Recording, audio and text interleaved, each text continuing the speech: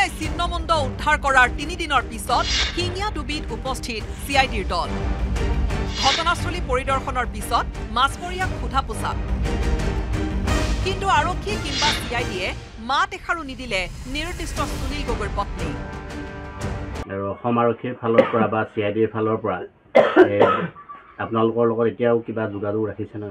নাই, বৰ্তমানলৈকে আমাৰ একো যোগাযোগ ৰখা নাই এতিয়ালৈকে। আৰক্ষীৰ ফালৰ পৰা আপোনালোকক তালৈ ঘটনাস্থলীলৈ মাতিছিলে নে আপোনালোকে গৈছিলে? নাই মতা, মোৰ নিজৰ ককাইদেৱে গম পালে, তেওঁ সেইফালে গৈছিলে আৰু যাওঁতে গম পাই সি লগে লগে মোলৈ ফোন কৰিছে আৰু মই তেতিয়া গৈছোঁ।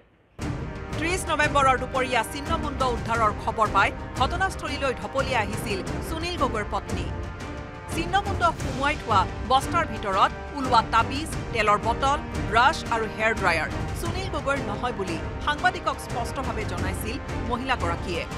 তাৰ পিছত মাছমৰীয়াই উদ্ধাৰ কৰা চিহ্নমুণ্ড চম্জি লৈছিল লখিমপুৰ আৰক্ষীয়ে। 3 দিনে লখিমপুৰ মেডিকেল কলেজত চিহ্নমুণ্ড ৰাখি থোৱাৰ সময়তো সুনীল গগৈৰ পত্নীক মতাই অনাৰ প্ৰয়োজন বোধ নকৰিলে আৰক্ষীয়ে।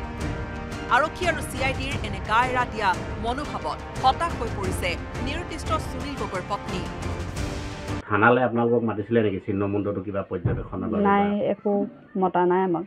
আপোনালোক চাবলৈ মতা নাই মতা, মই নিজে চাই আহিছোঁ। আৰু জাহাংগীৰ হুছেইনৰ হত্যাকাণ্ড আৰু সুনীল গগৈ নিৰুদ্দেশ হৈ থকা ৰহস্য ভেদ কৰিবলৈ জেলৰ ভাত খোৱা অভিযন্তা জয়ন্ত গোস্বামীক জেৰা নকৰাত ৰহস্যৰ গোন্ধ পাইছে মহিলাগৰাকীয়ে।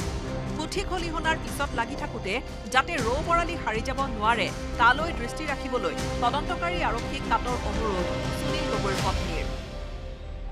মই এটাই অনুৰোধ তেওঁলোকক বাৰম্বাৰ জনাই আছোঁ যে হত্যাকাৰী যিয়ে নহওক, সুনীল গগৈ হওক বা আন কোনোবাই হওক, সেইটো ক'বলগীয়া মোৰ নাই, কিন্তু সুনীল গগৈ ক'ত আছে উলিয়াব লাগে আৰু প্ৰকৃত হত্যাকাৰী যাতে সাৰি যাব নোৱাৰে, যাতে পুথি খলিহনা ধৰি থাকোঁতে যাতে ৰৌ বৰালিবোৰ সাৰি নাযায়, তাৰ বাবে মই অনুৰোধ জনাইছোঁ। বিগত 6 মাহ ধৰি নিৰুদ্দেশ হৈ থকা সুনীল গগৈ জীয়াই আছে বুলি বাৰে বাৰে দাবী কৰি আহিছে আৰক্ষীয়ে। আনকি সুনীল গগৈৰ পত্নীক সেন্দুৰ ল'বলৈও পৰামৰ্শ দিছিল CIDৰ DIG সঞ্জুক্তা পৰাশৰে।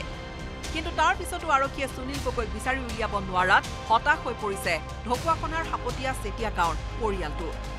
লখিমপুৰৰ পৰা সঞ্জীৱ লাহনৰ report, news 18 Assam North east.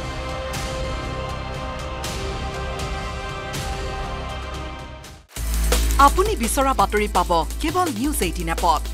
News 18 app download কৰিবলৈ স্কেন কৰক এই QR কোড। গুগল প্লে ষ্টৰতো পাব এই নিউজ 18 এপ। আপুনি বিচৰা বাতৰি পাব কেৱল নিউজ 18 এপত। নিউজ 18 এপ ডাউনলোড কৰিবলৈ স্কেন কৰক এই QR কোড। গুগল প্লে ষ্টৰতো পাব এই নিউজ 18 এপ।